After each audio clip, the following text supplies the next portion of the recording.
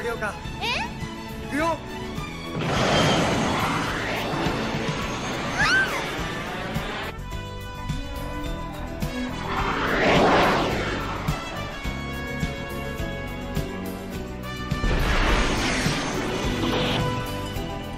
さあ、目を開けてごらん。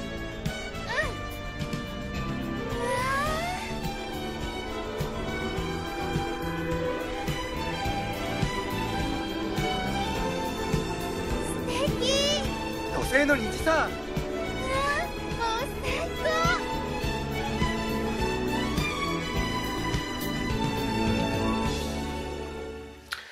Bonjour à tous, alors aujourd'hui on se retrouve pour vous présenter donc un kit Macross.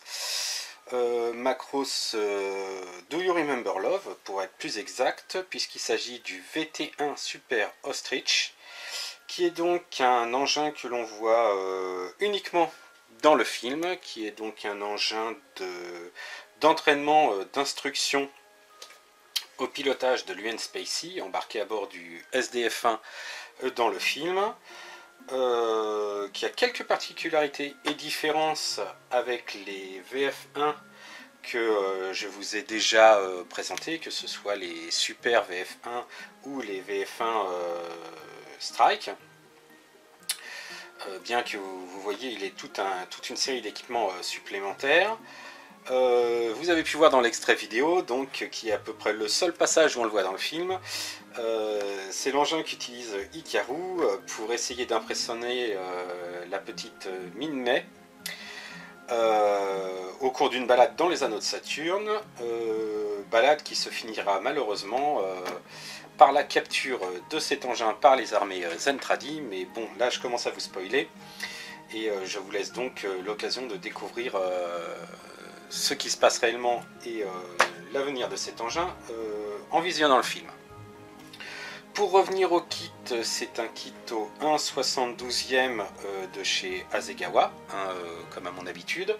Ce kit est sorti... Alors il est sorti en 2001. Voilà, c'est ça, il est sorti en 2001. La boîte est, comme vous voyez, assez imposante. Alors ça, il y a une raison très simple, mais on va revenir dessus très rapidement. On va faire le tour de la boîte. Alors donc on peut voir ici des illustrations du modèle monté et peint avec quelques renseignements.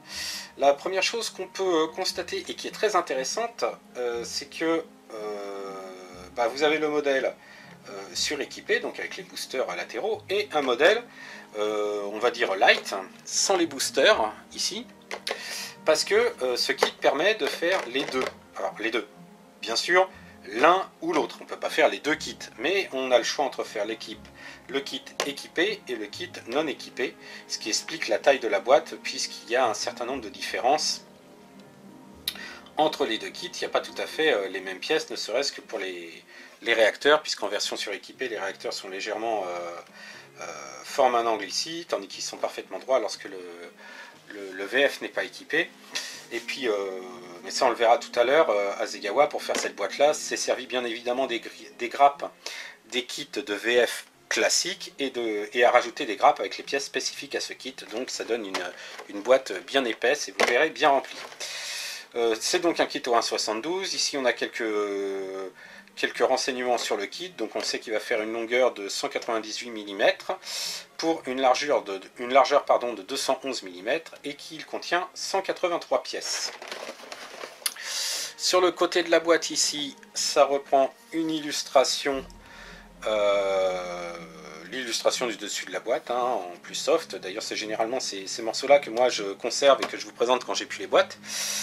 Donc c'est le 7e kit de la gamme édité par Hasegawa, donc qui date de 2001 et qui était vendu à l'époque donc à 2400 yens, ce qui fait en gros 22 € à peu près, hein, un peu de choses près.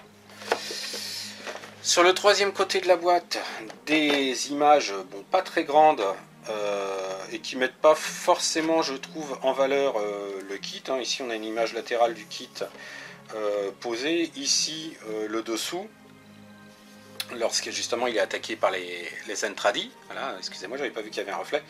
Et ici un gros plan avec Hikaru et Minmay et les Zentradi qui les attaquent derrière. Ici un petit texte en japonais, alors que j'ai traduit avec mon application et qui raconte plus ou moins l'historique et le rôle de cet engin. Et le quatrième côté de la boîte reprend ce que je vous ai montré tout à l'heure. On regarde l'intérieur. Alors comme je vous disais, un kit bien rempli, hein, vous voyez si je retire les notices et la planche de décalcomanie, c'est quand même un kit, la boîte elle est pleine quoi, c'est pas des kits avec un petit sachet et beaucoup de vide comme ça peut arriver parfois.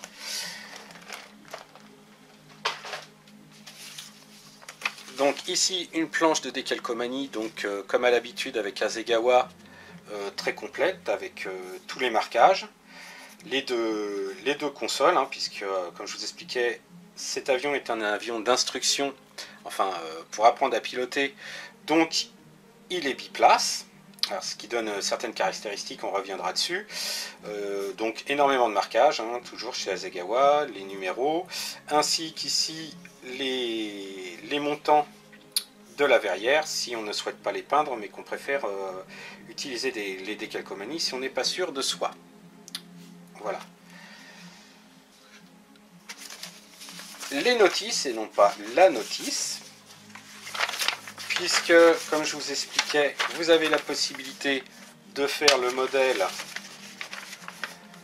de, on va dire, suréquipé, hein, avec les boosters, et vous avez également la possibilité de faire le modèle classique. Et il y a quelques nuances au niveau du montage. Ce que je vous propose, c'est de voir la notice du modèle suréquipé et après on survolera la notice du modèle classique en notant juste les différences. Alors, la notice Hasegawa du VT1 Super Ostrich.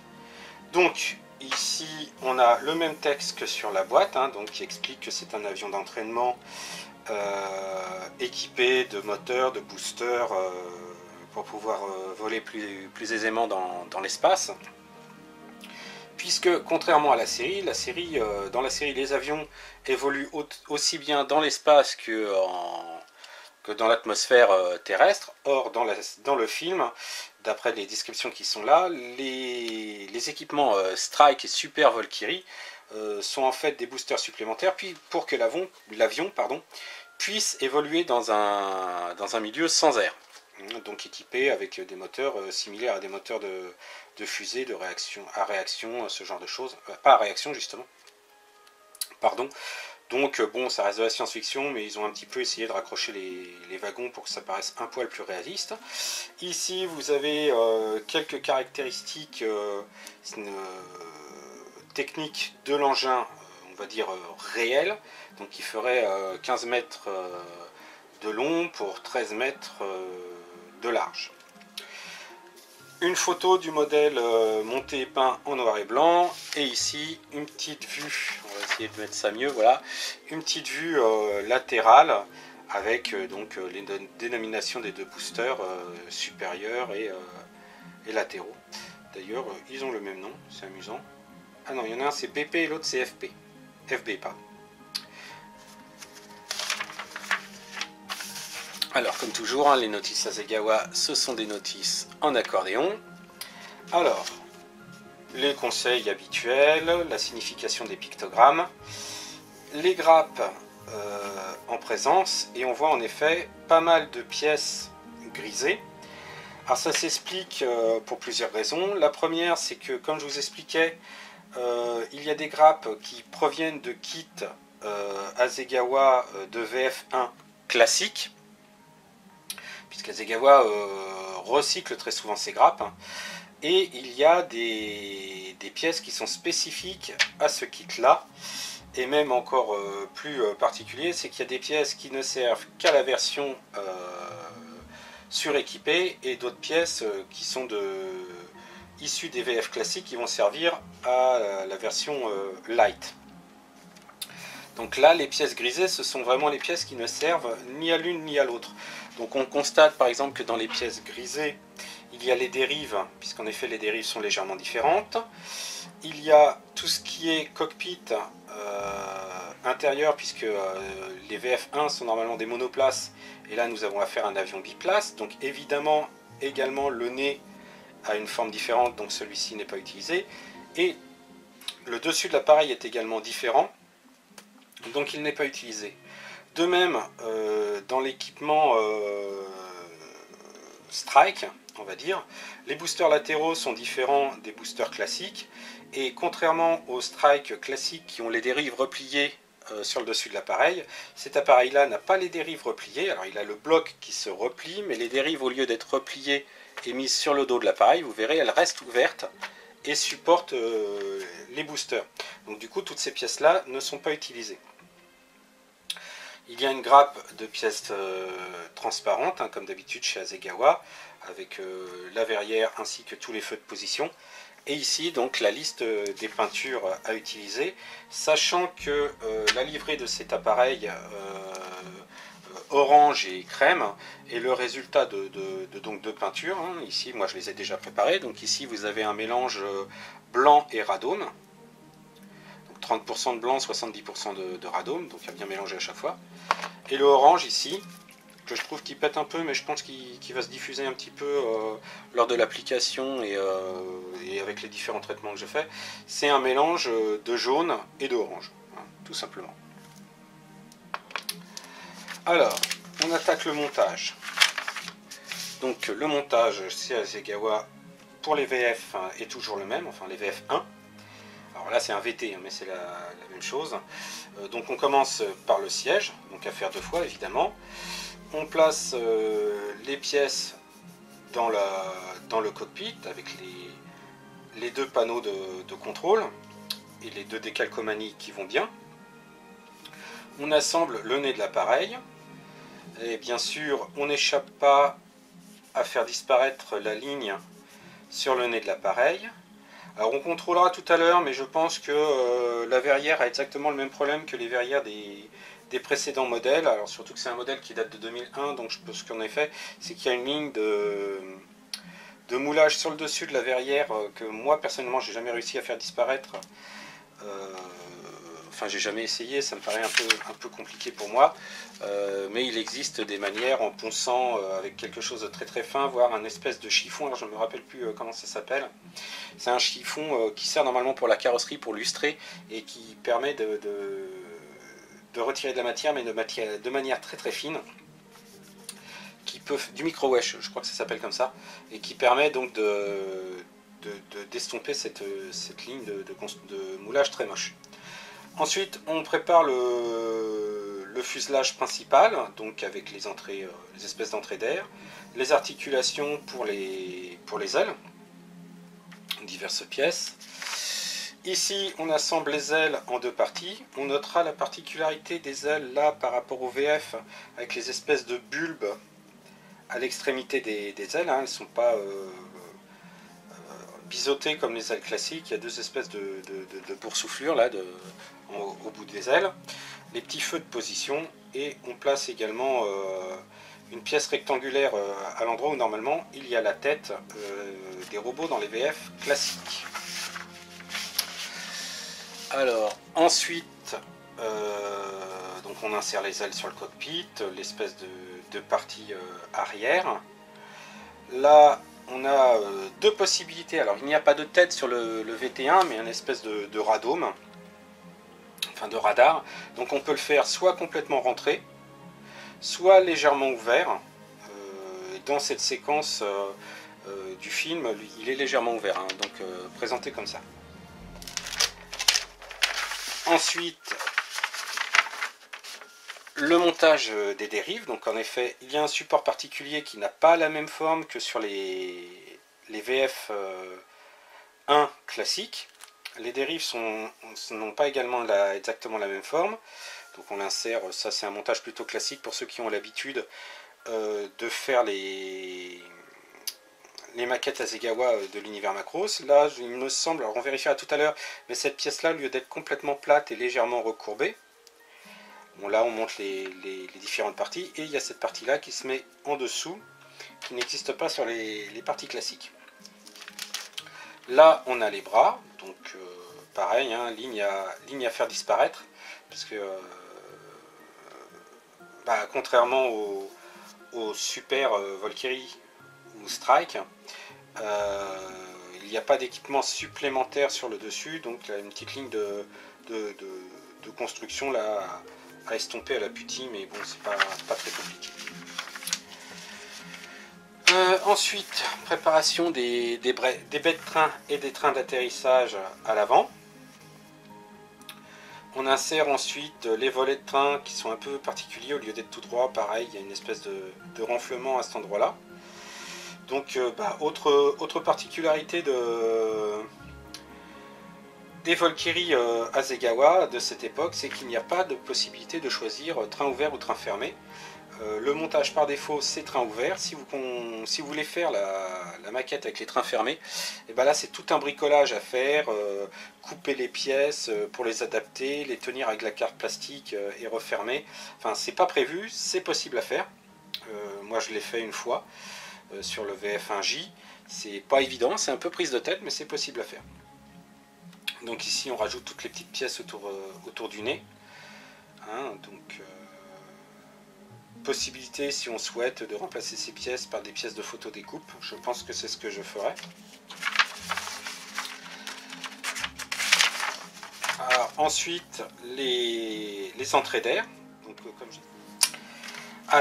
Donc ensuite, disais-je, on attaque les entrées d'air. Donc avec les volets fermés qu'on peut également remplacer ou rajouter de la photo découpe dessus.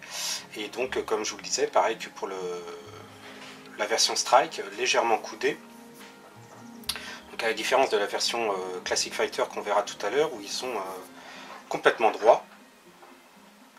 Voilà. Ensuite, on assemble les réacteurs arrière, donc partie gauche, partie droite. Donc encore une petite ligne de putty à faire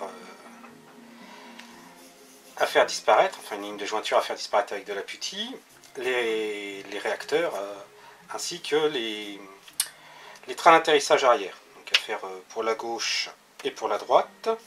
Ici ça montre comment assembler les réacteurs et donc les différentes positions qu'on peut leur faire prendre puisque c'est articulé. Ensuite, on met en place les volets de baies de train. Là, ce sont les décalcomanies pour la partie interne des moteurs, donc à faire avant de poser, parce qu'une fois que ce sera posé, on n'aura plus accès à cette partie-là. Ensuite, c'est le super équipement, avec les boosters latéraux qui se mettent de chaque côté des réacteurs. Donc quand même différent des versions Strike, hein, puisque les versions Strike, donc 3 boosters là, un au-dessus, un en dessous. Là, il y en a 3 devant, 3 derrière, et des espèces de renflements au-dessus et en dessous. Enfin, la forme est vraiment différente, hein, c'est vraiment complètement différent. Et bien sympa. Par contre, ça se monte exactement de la même manière. Ensuite, on attaque les boosters supérieurs avec la partie avant. Donc encore, le nez d'une seule partie, ça c'est intéressant, mais par contre on a une première partie, l'arrière du nez, si je peux dire, qui est en 2 parties, donc encore des lignes de montage à estomper. Là c'est la tuyère. On voit que c'est la nouvelle méthode de montage par rapport à la Strike Fighter, qui doit donc être plus ancienne. Il faudrait que je vérifie les dates. Là, on assemble donc les parties qu'on a montées précédemment avec la partie principale du booster, avec une espèce d'antenne ou je sais pas trop quoi, peut-être une antenne de ravitaillement. On peut imaginer que c'est une antenne de ravitaillement en vol, hein, pourquoi pas. Donc la partie gauche, la partie droite. Ensuite, on assemble donc les dérives inversées, les 2 moteurs sur le dessus, et ensuite en dessous, on met donc le radeau, l'espèce de radar que je vous disais que vous avez les possibilités de mettre, excusez-moi là, ouvert ou fermé, les jambes, les bras, les boosters et le nez. Et ensuite, vous avez un bon moment à passer pour mettre toutes les décalcomanies. Hein. Je vous ai montré la planche tout à l'heure. Et donc également le schéma de peinture qui est relativement simple mais sympa à faire. Donc ça c'est pour la version suréquipée. Mais on a également la possibilité, donc je disais, de faire la version classique. Donc, comme je vous disais, on va voir essentiellement les différences. Hein. Donc tout le début est rigoureusement identique. Hein. Cockpit, siège, aile. Donc là, la différence, en effet, la pièce pour les dérives va être différente. Et l'arrière, la pièce arrière des dérives est droite et non courbée comme l'autre. Et d'ailleurs, on n'a pas, tiens, la pièce supplémentaire qui se met en dessous. Tiens, elle est sur la version inversée, mais pas celle-là. Donc ça doit correspondre à des pièces de boost. L'autre différence, comme je vous disais, c'est au niveau des entrées d'air des réacteurs. Hein. Tout le reste est rigoureusement identique. Hein. Les entrées d'air des réacteurs, hein, donc les volets d'entrée d'air sont ouverts. Et on met directement les deux parties de l'entrée d'air dans le prolongement, donc elles sont droites. Et bien sûr, bon, il n'y a pas de... Toutes les parties booster ne sont pas à faire, on assemble tout. Et ensuite, on a pareil le plan des décalcos. Et ce qui est intéressant à voir, c'est qu'ici on a le schéma de peinture du dessus de l'appareil, que l'on n'a pas par contre sur la version booster, parce que les boosters cachent le schéma de peinture. Donc heureusement qu'on a l'autre pour deviner, enfin pour pouvoir faire la peinture avant d'insérer les autres pièces. Donc ça c'est quand même intéressant pour la suite du montage. On regarde les pièces maintenant. Alors, concernant les pièces, et comme je vous disais, une boîte bien pleine. Hein. Alors, première grappe, alors celle-là je ne vais pas la sortir du sachet parce que ce sont les pièces transparentes et que je ne veux pas les abîmer. Mais donc on voit qu'il y a en tout petit là tous les feux de position. Et ici, donc la fameuse verrière avec la ligne disgracieuse dont je vous parlais. Et par contre c'est une grappe spécifique parce qu'on voit bien ici écrit 1,72 VT1. Ça on va regarder au fur et à mesure pour différencier les grappes qui sont spécifiques au VT et les grappes qui sont spécifiques, enfin qui sont génériques pour les VF. Donc ça c'est une grappe, oui, alors là c'est une grappe qui est plutôt spécifique au Super Valkyrie, puisque là on a les boosters latéraux des Super Valkyrie, donc qui vont pas être utilisés, on voit que c'est pas les mêmes. Là les dérives qui se replient, donc c'est pareil, ça va pas être utilisé, c'est pas les mêmes. Je pense que les pièces qui vont être utilisées c'est les entrées d'air là, les blocs qui vont derrière les boosters, ainsi que là les espèces de soufflets qui vont derrière les entrées d'air pour donner la partie un peu coudée. Donc là pas beaucoup de pièces sur cette greffe qui va être utilisée, d'ailleurs c'est marqué un VF Super Valkyrie et Strike Valkyrie. Donc c'est pas une grappe spécifique à ce kit là.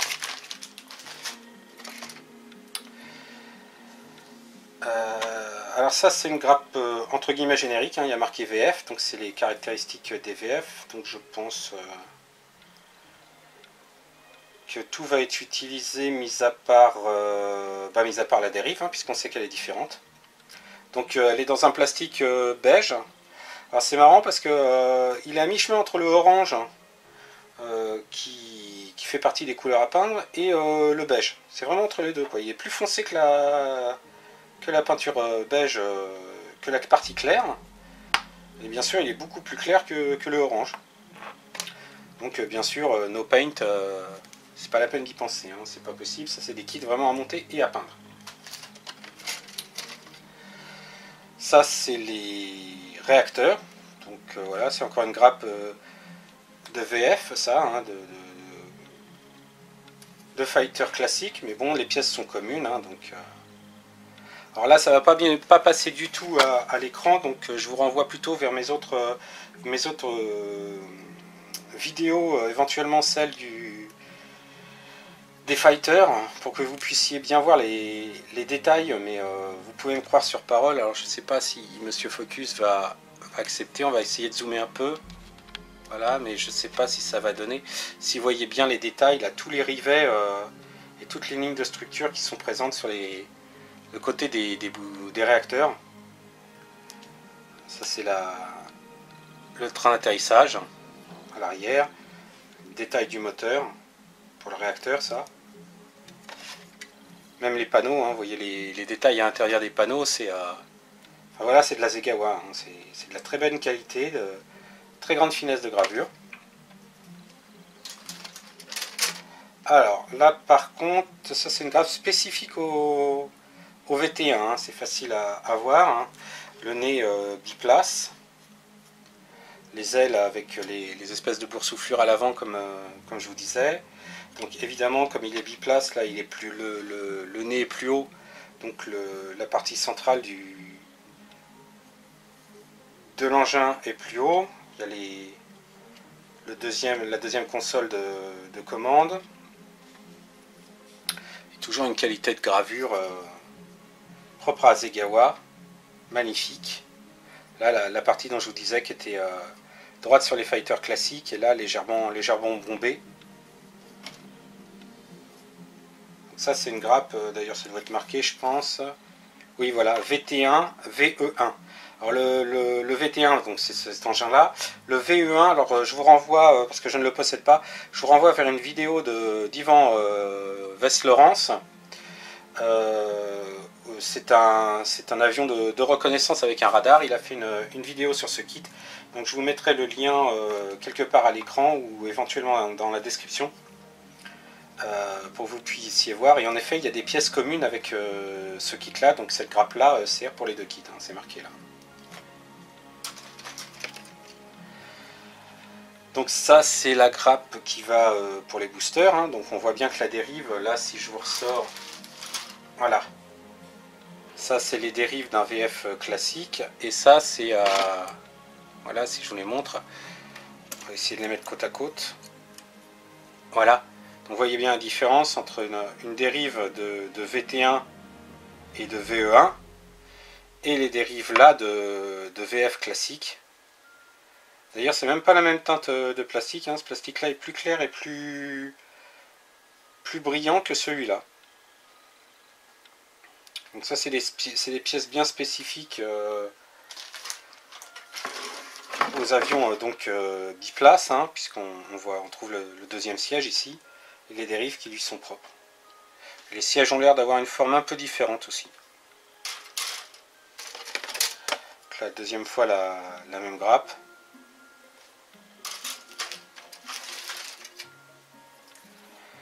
Donc là c'est la grappe avec la dérive de VF1 qu'on n'utilisera pas, hein, c'est la même que je vous ai montré tout à l'heure. Ah. Bon, ça c'est les grappes de VF. Donc ça c'est une grappe, mis à part les trains d'atterrissage, c'est une grappe qui ne servira que si on fait la version Fighter, puisque vous avez les entrées d'air classiques, ici droite, et donc les panneaux, les volets d'entrée d'air pourraient être ouverts et plaqués au-dessus des entrées d'air en version Fighter classique.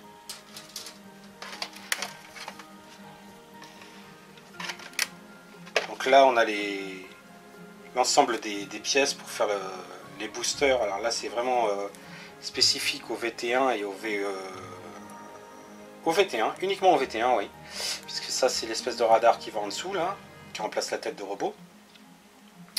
Les boosters hein, qui sont spécifiques au VT1, donc ça c'est vraiment une grappe spécifique uniquement pour à l'usage du VT1. Et là c'est une grappe qui est plus, oui ça c'est une grappe générique de VF1, donc avec tout ce qui est moteur classique, carlingue classique, donc ça va pas être utilisé, ça va pas être utilisé. Ça va pas être utilisé, ça non plus, il n'y a que ça à peu près. Ça et peut-être un siège. Donc voilà pour les grappes de ce kit. Donc comme vous voyez, énormément de grappes. Possibilité de faire deux versions au choix. Hein, bien entendu, on ne peut pas faire les deux versions en une fois. Eh bien, j'ai plus qu'à me mettre au travail, hein, puisque ça c'est le prochain kit que j'ai prévu de faire. Et je vous donne rendez-vous dès qu'il sera terminé. En attendant, je vous dis à bientôt.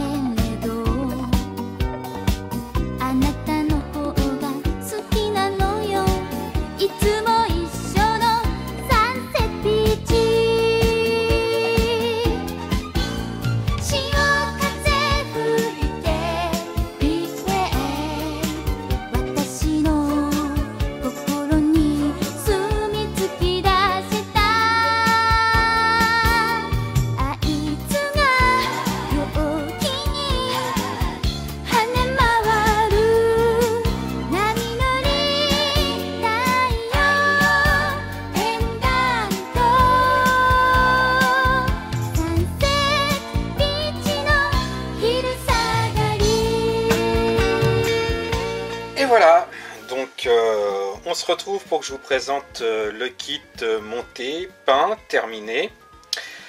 J'ai pas été aussi assidu que d'habitude, mais ça m'a quand même pris un bon mois et demi pour le terminer. Donc un kit, comme tous les kits Hasegawa hein, de cette gamme-là, très sympa à faire. Le schéma de peinture a été très agréable également à faire, pas si difficile que ça. Je croyais que j'allais être un peu embêté sur les lignes au niveau du beige et du orange. Alors bon, c'est un peu dommage, on voit plus du tout la démarcation sur le dessus de l'appareil, mais bon, sur les photos du work in progress, vous avez pu les voir. Un petit pré-ombrage pour casser les aplats, hein. Depuis que j'ai découvert cette technique, j'avoue que les aplats d'une seule couleur, j'aime plus tellement. Donc le pré-ombrage m'a servi à casser les aplats, mais également faire un léger weathering, hein, comme je vous en ai déjà parlé. Pas trop accentué, encore que je trouve que par endroits j'ai eu un petit peu la main lourde. Mais bon, ça passe, hein. Après le orange, je pensais qu'il couvrirait un peu mieux que ça. Ce qui est paradoxal, c'est que le beige couvre mieux que le orange. Donc voilà, sinon pas de difficulté particulière, hein. C'est quand même si je me trompe pas, ça doit être le troisième VF en forme fighter, strike classique, ou comme celui-ci que je fais, donc je commence à avoir un petit peu l'habitude et je connais les pièges à éviter. Donc voilà, sinon je trouve donc la petite différence là des dérives qui ne sont pas repliées, qui ont une forme différente, je trouve ça très sympa. Le cockpit biplace, ça change un petit peu aussi. La petite astuce, enfin le petit truc qui m'a un peu cassé les pieds, c'est que quand j'ai essayé de vous montrer, voilà, en fait il y a encore quelques temps les deux réacteurs étaient vraiment décalés, mais énormément, hein. Il y avait quasiment 2 mm d'écart sur la hauteur, parce que l'ergot pour insérer n'était pas exactement placé au même endroit, enfin n'avait pas le même angle sur les deux jambes. Donc j'ai réussi à tricher en fait, comme les jambes sont très proches des deux bras ici là en fait, là de cette pièce là, et j'ai mis une pointe de colle ici, là, entre la jambe et le bras, et donc j'ai forcé la jambe à garder sa place normale. Donc j'ai pu rattraper le coup comme ça. Que dire de plus? Pas grand chose, hein. Si vous avez vu mes vidéos sur les strikes et sur le fighter classique, il n'y a pas grand chose de nouveau, hein. C'est sûr que... Alors, je vais essayer de le prendre. Alors, toujours très délicat à prendre ces fighters là. Hop, on va pousser ça. Voilà, pour vous montrer si je peux vous montrer le dessous. Et donc le travail de pré-ombrage, la verrière qui tombe, le travail de pré-ombrage, les petits détails, les baies de train, bon, ça reste du classique sur Hasegawa, mais toujours très très bien fait, toujours énormément de détails. Hop, on va le remettre en place. Voilà, et comme vous avez vu, j'ai pas collé la verrière pour pouvoir l'ouvrir et regarder le travail à l'intérieur. Hop. On remet ça en place. Et voilà. Bien, j'espère que ça vous a plu, j'espère que cette présentation vous a plu. Si vous avez des commentaires ou quoi que ce soit, la section commentaires qui porte bien son nom est là pour ça. Si vous voulez suivre mes montages pas à pas et plus en temps réel, je vous invite à me suivre sur ma page Facebook Sebgeek Factory, où je mets des photos de mes montages. Dès que je fais une avancée sur un kit, il y a des photos qui sont mises en ligne. Alors pas quotidiennement, avant c'était quotidiennement, aujourd'hui j'ai un petit peu moins de temps, donc ce qui fait que c'est un peu plus irrégulier, mais bon voilà, comme ça vous voyez sur quel modèle je travaille en temps réel. Sinon, prenez soin de vous, faites attention, prenez soin de vos proches. Je vous souhaite une bonne semaine et vous donne rendez-vous la semaine prochaine pour une autre vidéo. Ciao!